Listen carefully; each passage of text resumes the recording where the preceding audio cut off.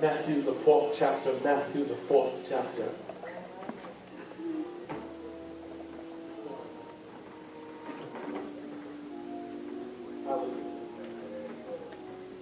Matthew 4, 1 through 4. Text says, Then Jesus was led up by the Spirit into the wilderness to be tempted by the devil.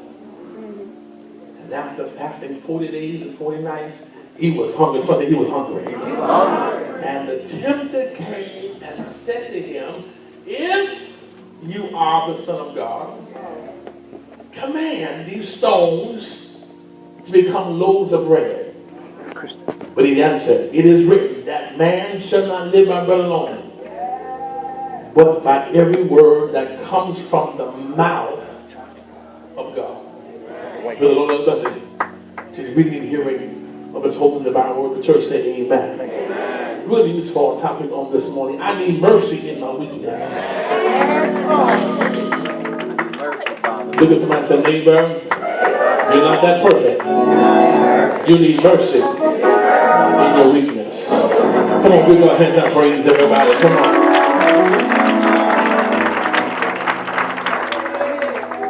I need mercy in my weakness. Let's bow. Lord, we say thank you. Thank you, Lord, for the grace and mercy. Thank you, Father. Thank you for your loving kindness towards me. Now, God, sit in your anointing that makes this thing easy. Open the minds, hearts, and ears of people that they clearly receive the word. God, don't think stop your flow. Need more of you and less of James be seen. I'm a sinner. That's right, the preacher. I'm a sinner. Saved by your loving grace. So, God, you touch. In Jesus' name we pray. May your heart say amen. Amen. I need mercy in my weakness. One thing that I love about Transformation Christian Church is that we are a church that is under the common understanding that all of us are jacked up from the pulpit to the parking lot. I'm not sure what church you've attended before. I'm not sure what church you've been a part of. God bless you. I'm happy to have you here with us this morning. But let's be honest. I don't care who you are, where you come from, what level of education you have obtained, what kind of car you drive, what neighborhood you live in, whether you live on 6 Force Road or on Southeast Raleigh. You have a level of weakness in your life. You have some weaknesses that no one knows about. You have some weaknesses that you wrestle with on a day-to-day basis. You have some weaknesses that pull you sometimes from God. And let's be honest, those weaknesses even have the proclivity to pull you so far away from Him that guilt surmounts your conscience to the point where you wonder if God is even still in your life. Please don't look at me strange, because some of you already, I sense a stuck-up spirit coming off you. I already sense a bouginess coming off your face because you want to sit in church and act like you don't do anything at all. But if I start looking through your cell phone, looking through your inbox messages, looking through your text messages, look through your internet history browser and find out what you've been doing when no one's looking. You can look at me strange or you want to. I need some honest people in this sanctuary. They say, Lord, if anybody do my business, they will look at me strange and judge me from the inside out. But I thank God that I need mercy in my weakness. Is there anybody here that will go crazy right now in the sanctuary? Lord, I thank you. I need mercy in my weakness. And you can look at me strange or you want to. I need some honest people in the sanctuary to look back on the landscape of your life and thank God for all the times He gave you mercy right in the middle of your weakness. I know you're looking at me strange, but there it was. It was 1 o'clock in the morning and you got a text message that said, what you doing? I ain't doing nothing. What you doing? What you got on? I ain't got nothing on me. But you was, and you was in the middle of your weakness. There you were trying to fast and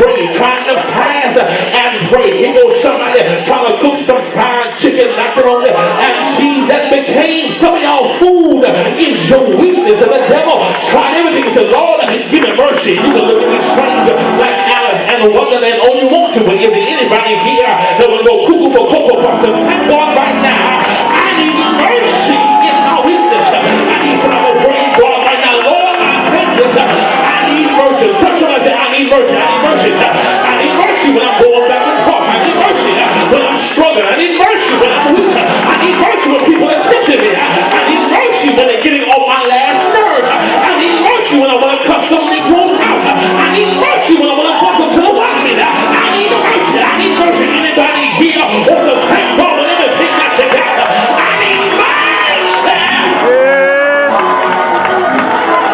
Thank you, Jesus. And my dear brothers and sisters, we must come to the conclusion that weaknesses have the ability, if we're not careful, to make us fall flat on our face and subject ourselves to the devil's plan for my life. This morning we talked about temptation. Matter of fact, all day I'm preaching about temptation because let's be honest, all of us in here are tempted at one point or another in our life. All of us in here. One thing I love about weaknesses is that sometimes the devil uses our weakness to kill us. But if you're like me, you should use the weakness as a testimony. If anybody that wants to thank God, if they knew your story, if they knew what you've been through, don't look at my weakness and judge me, but ask me how I made it even with my weakness. Is there anybody who wants to thank God? I'm the weakness, but I'm still surviving. I got a weakness, but there's still a roof over my head. I got a weakness, but there's still food on the table. Weakness, and unfortunately, in the church, we don't like to talk about weakness. We want everyone to make us feel and think as if we got it all together. Bless us, Lord. We don't want anybody to know our business. We don't want anybody to know what's wrong with us. But sometimes you'll use your weakness as a stepping stool to help somebody else. That's why I get sick and tired of all you crazy folk looking at these young girls getting pregnant out of wedlock. Like, stop judging them and talking about them. Why don't you pull them to the side and say, honey, I was a fool just like you, boo. I was out there doing just like you did. I slept with every time thinking Harry, Boo, and Salad. I slept with everybody, and don't be like me. You better pray. I'm judging people for their weaknesses. And instead expose your weakness so you can help somebody else. And you can look at me strange or you want to. I need somebody here right now to thank God. How many have somebody who helped you while you were going down in the gutter? Anybody want to thank God